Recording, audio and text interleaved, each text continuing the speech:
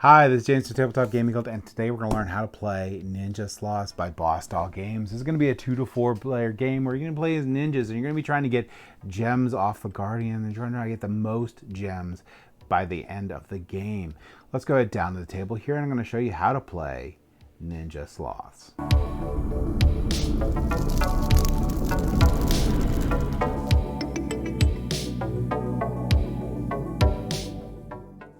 Alright, so this is Ninja Sloths. And Ninja Sloths, you're going to be trying to collect these gems here.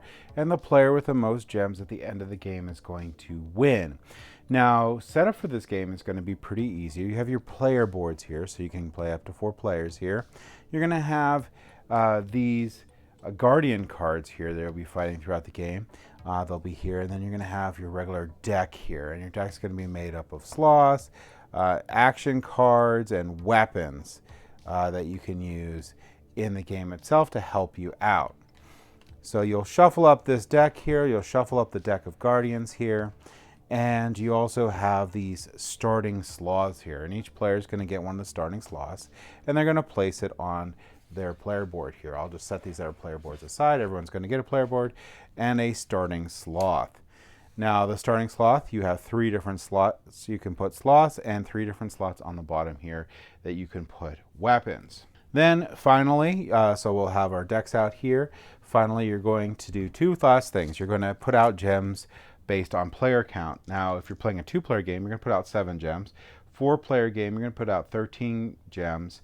And a 3-player game, you're going to be placing out 11 gems. In a 5+ player game, you're going to need to add expansion packs for that, and you're going to be using more gems here. So let's say we're doing a 4-player game here.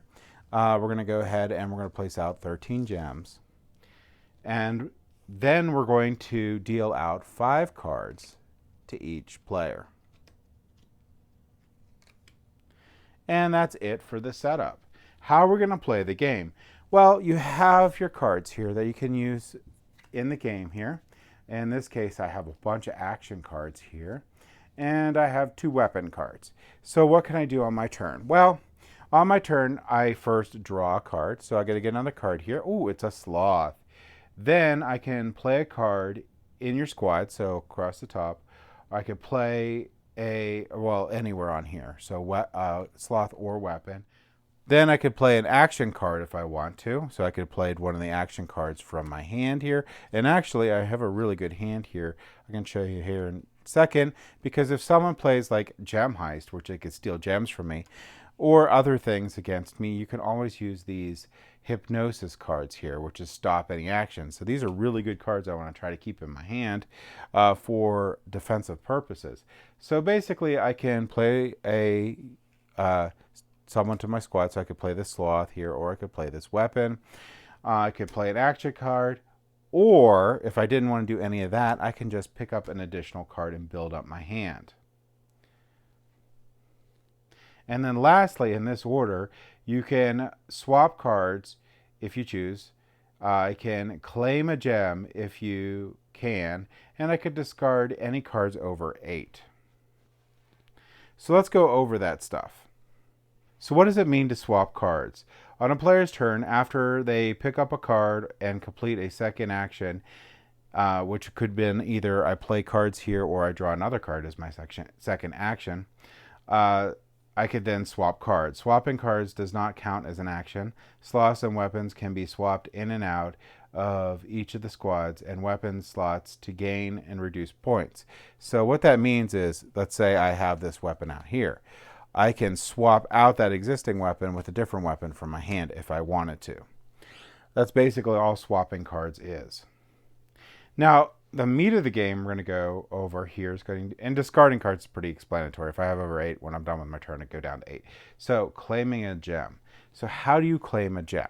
Well, at the beginning of the game, one of these would be flipped over. So I did miss that. We would start by flipping one over before anyone took their turns.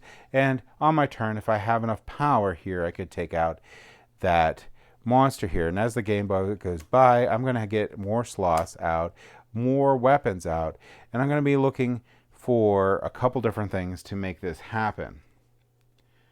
So the guard's going to have a value here, and the value is going to be 10. And I'm going to look at the value of my ninja squad right here. So my ninja squad here is going to be 6, 7, 8. So I don't have enough. So as the game goes by, I might swap out this weapon here. So now I have 10. So how am I going to defeat this monster?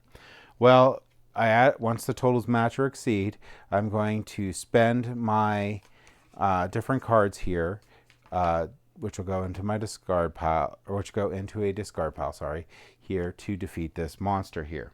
Once I defeat the monster here, I'm going to go ahead and get a gem and put it in my little cache here. And the one thing you would keep, actually, just to clarify here, is you always got to keep your basic ninja. So, sorry, I don't clear my basic ninja. The other thing I would do is now I would place this guardian on the bottom of the deck here, and I would flip over another one for the next player.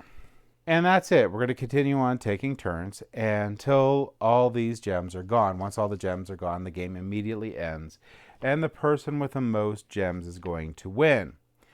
Now, a couple things we're going to go over real quick, which is the meat of the game. And it's going to be these cards. And there's a lot of cards you're going to watch out for. There's some really cool ninjas. There's going to be some really cool weapons. But these cards, these action cards, could be really mean. Like Ninja in Training. Place this card on any opponent to render their weapons useless.